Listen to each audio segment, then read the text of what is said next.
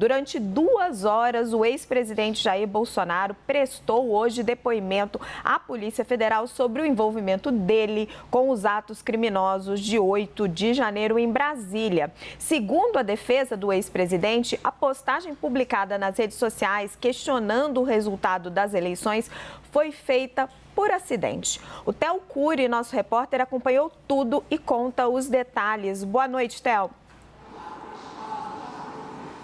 Boa noite, Raquel, para você e para quem nos acompanha. Um depoimento de mais de 2 horas que aconteceu hoje cedo na sede da Polícia Federal e que Jair Bolsonaro, ex-presidente da República, prestou na condição de investigado por, de acordo com a Procuradoria-Geral da República, ser suspeito de instigar os atos criminosos do dia 8 de janeiro aqui na Praça dos Três Poderes, tanto do Palácio do Planalto quanto do Congresso Nacional e no Supremo Tribunal Federal. De acordo com os advogados de Jair Bolsonaro, ele afirmou aos investigadores, ele afirmou ao delegado da Polícia Federal responsável por esse caso, que tramita também no Supremo Tribunal Federal, que a publicação que ele fez e que, de acordo com a PGR, serviu como estímulo para pessoas contrárias à vitória de Luiz Inácio Lula da Silva e que defendiam que as urnas foram fraudadas. A defesa de Jair Bolsonaro disse que essa publicação foi feita por engano e que ela foi feita quando Jair Bolsonaro estava fazendo uso de medicamentos para tratar da erisipela que acometeu ele bem no comecinho do ano, na virada de 2022 para 2023. De acordo com os advogados de Jair Bolsonaro, nesse depoimento de pouco mais de 2 horas, o ex-presidente disse que o resultado das eleições é página virada, lembrando que Jair Bolsonaro passou a ser investigado a pedido da PGR no Supremo por ser suspeito de instigar os atos criminosos, depois que ele fez uma publicação nas redes sociais, uma publicação que ficou 2 horas no Facebook de Jair Bolsonaro, em que havia um questionamento sem nenhum tipo de prosa, sem nenhum de prova, sem nenhum tipo de embasamento com relação às urnas eletrônicas, levantando dúvidas com relação ao sistema eleitoral brasileiro. O ex-presidente que por diversas vezes questionou o sistema de votação, acusou de haver fraude sem apresentar nenhum tipo de prova e inclusive passou a ser investigado justamente por compartilhar notícias falsas com relação a isso. Por fim, de acordo com os advogados, Jair Bolsonaro condenou os atos criminosos do dia 8 de janeiro que aconteceram aqui na sede da capital federal. A gente separou um trecho do que disseram os advogados aos jornalistas logo depois que Jair Bolsonaro prestou esse depoimento que acabou não se tornando público. Por isso que os advogados resolveram conversar com a imprensa. Vamos acompanhar. Referida postagem, objeto do depoimento de hoje, acontece poucas horas, poucos momentos após a saída dele do hospital, altamente debilitado, altamente medicado e a postagem, a mecânica de postagem na plataforma do Facebook se dá com meros 2 cliques no ícone, no botão compartilhar. A gente juntou ao depoimento o vídeo ilustrativo de como se dá referida postagem. Secretário, então o presidente estava sob efeito de remédios e fez a postagem sem querer, isso foi o que ele alegou à Polícia Federal? Exatamente isso, quando alertado, quando tomou o conhecimento da postagem, respondendo aqui ao nosso colega, sequer o presidente havia percebido que havia se postado referido conteúdo. Assim que alertado, apagou o vídeo. Vamos ao debate. O presidente Jair Bolsonaro, então, hoje deu à PF a versão dele sobre o fato de ter feito aquela postagem instigando os atos, uma postagem, o nome dele estava repercutindo a postagem de alguém instigando os atos, que é o motivo pelo qual ele está incluído no inquérito. Qual é a justificativa dele, né? São 2. Ele disse que fez sem querer, que estava guardando para ver mais tarde e que estava sob efeito de medicamentos. Lembrando que na época ele teve aquela doença, a erisipela, que é uma inflamação na perna. E aí acho que a gente vai precisar analisar por 2 ângulos, gente, o político e o jurídico. Essa versão convence politicamente, convence juridicamente? Como eu tenho vocês 2 do meu lado, eu vou começar por aí. Clarissa, politicamente, convence? Olha, politicamente falando, eu acho que me parece muito mais uma estratégia de comunicação. Pelo seguinte, a gente passou a tarde toda hoje falando sobre o depoimento do ex-presidente Jair Bolsonaro, tudo com foco no fato de que ele estava sob efeito de remédios pesados quando fez aquela postagem em cima daquelas hashtags que estão se proliferando nas redes sociais, na base do foi mal, eu estava doidão, é o que a gente lê nesse momento, só se fala disso, em vez de falar sobre o fato de que o ex-presidente da República optou por permanecer em silêncio em relação a outros temas sensíveis relacionados aos atos golpistas do dia 8 de janeiro, em especial 2 pontos que estavam sendo muito comentados nos bastidores como altamente relevantes para essa investigação. Um ponto importante que os agentes tinham a intenção de abordar com o ex-presidente Jair Bolsonaro era o fato de uma minuta de teor golpista ter sido encontrada na casa do ex-ministro Anderson Torres depois desses ataques, o que é tido aí como um indício de que existiria um movimento do governo, incrustado dentro do governo do ex-presidente Jair Bolsonaro com essa temática golpista.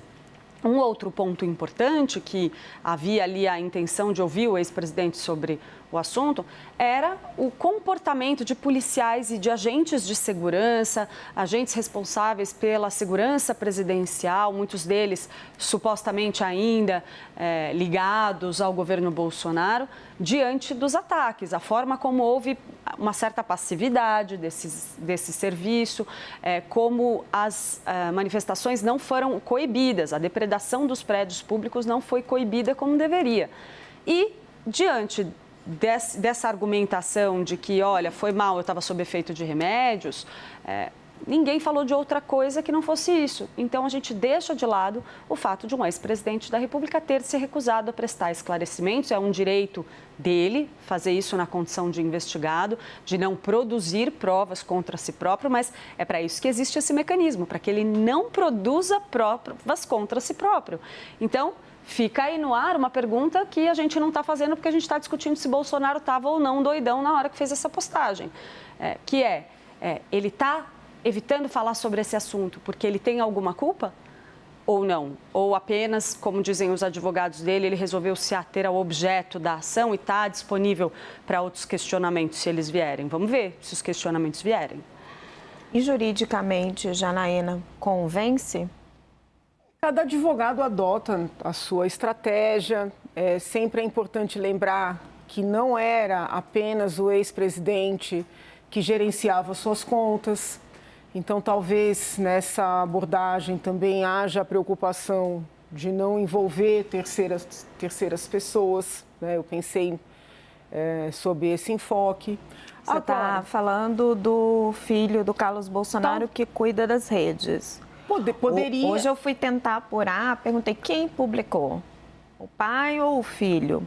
E aí o entorno de Jair Bolsonaro garante, não, foi o ex-presidente. Mas pode ter o intuito de blindar, né? Porque, a bem da verdade, até já disse isso aqui, eu não acredito que o presidente esteja sendo chamado a esta investigação por força desta postagem, né? Uma única postagem, sobretudo apagada pouco tempo depois, não seria suficiente para levar um ex-presidente para uma investigação dessa natureza. A meu sentir, a Procuradoria-Geral da República pegou esse link para justificar chamar o presidente, mas o intuito é efetivamente apurar se houve e qual teria sido o envolvimento do presidente na incitação, na instigação, na organização desses atos que acabaram nos ataques, nas invasões aos prédios públicos. Eu fiquei em dúvida, por tudo que li sobre esse depoimento, se o presidente foi genericamente perguntado sobre outras situações e pediu para ser chamado posteriormente, ou se as autoridades formularam as perguntas. Porque, em regra, né, quando tem um depoimento formal e a parte investigada ou já indiciada é perguntada, a autoridade diz assim, o senhor tem o direito de ficar em silêncio, isso não vai ser utilizado contra a sua pessoa. E a autoridade formula as perguntas e as perguntas ficam consignadas no termo de depoimento. E aí a pessoa, é mais comum a pessoa ou não responder nada ou responder tudo, mas existem muitos casos em que a pessoa responde algumas e diz, olha, esta eu não vou responder. E isso fica oficialmente registrado. Então, seria importante, né, e eu sempre defendo a publicidade nesse tipo de apuração, goste-se ou não do ex-presidente, é um tema da maior relevância para o país, eu defendo a publicidade. Seria importante entender se quando os advogados disseram, não, ele foi chamado para tratar da postagem, falou sobre a postagem e numa outra oportunidade poderá falar sobre outros pontos, se foi algo geral, né? Ou se foi uma coisa formal. O delegado, o escrivão perguntou e deixou consignado. Porque aí, sob o ponto de vista... Aí já não posso falar no jurídico, porque juridicamente, em termos estritos, né, não poderia ser utilizado contra ele. Muito embora na prática todo mundo saiba que o silêncio é utilizado contra, mesmo no âmbito jurídico. Agora, politicamente, é algo que depõe contra, porque ele teve a oportunidade de falar sobre fatos passados, né, que não devem ter sido esquecidos, e não utilizou essa oportunidade. Então, teria sido, né, sob o ponto de vista político e também jurídico, não formalmente, mas na prática, algo muito negativo.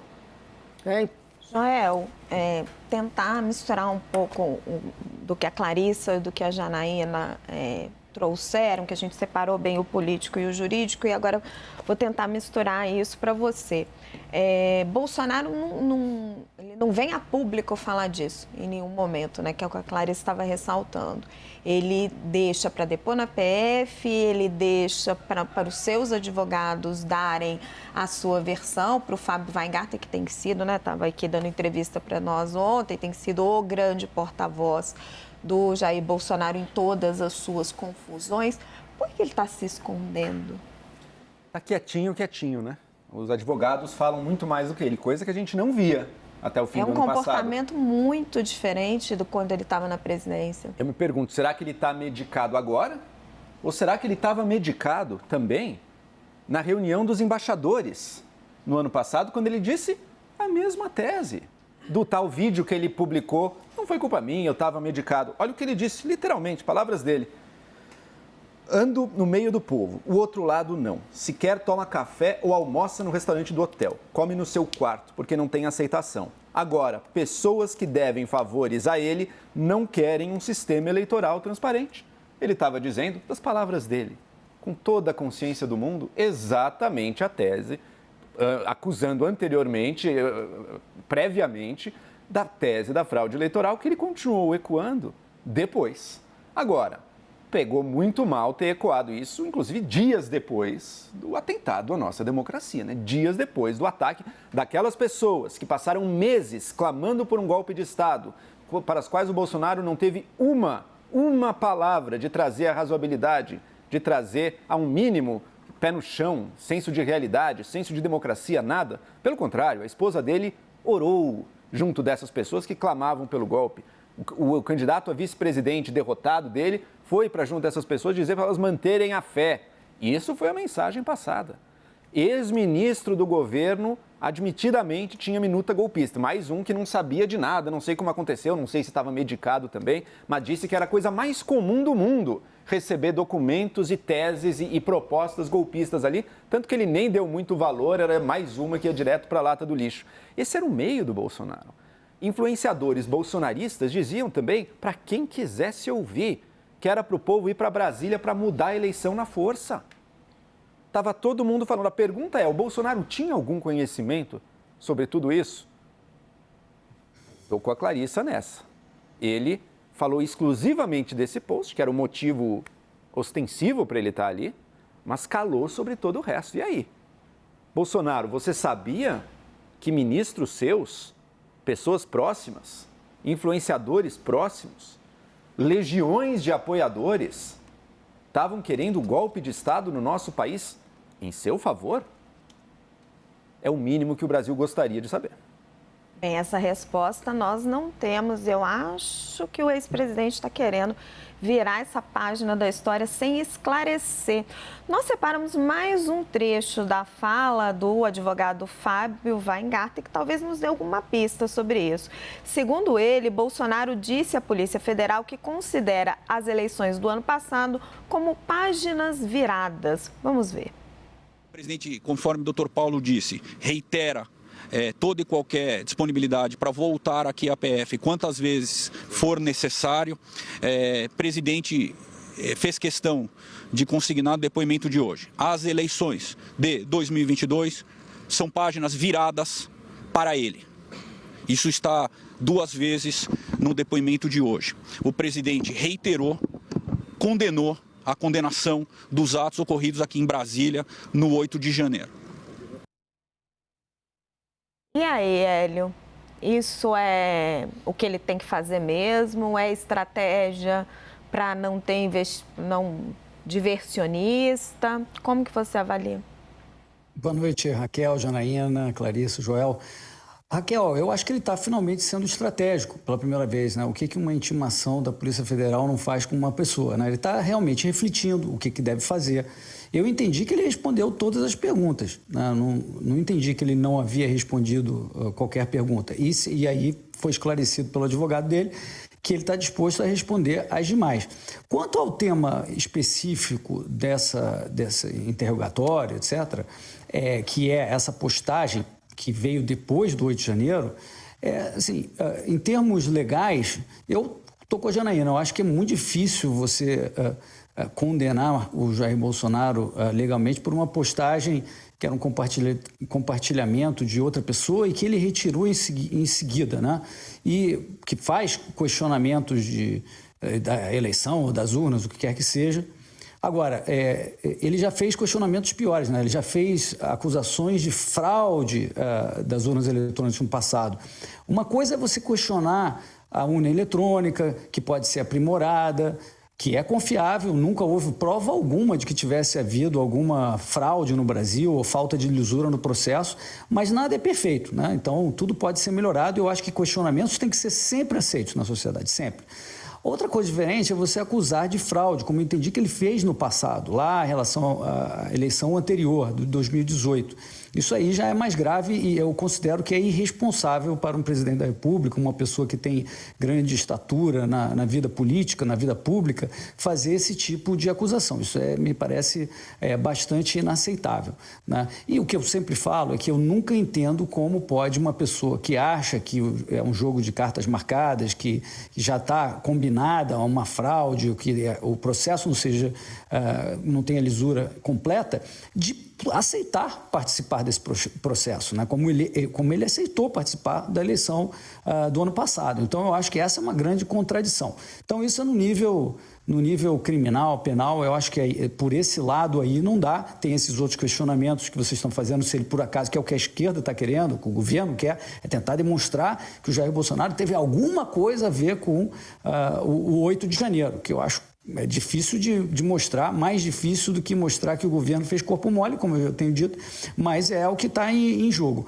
Quanto à questão política, o lado político de como ele está agindo, né? Se é verdade a história de que ele estava com morfina e que então publicou isso e logo em seguida ele retirou, aí eu vou responder como o Boris falou ontem.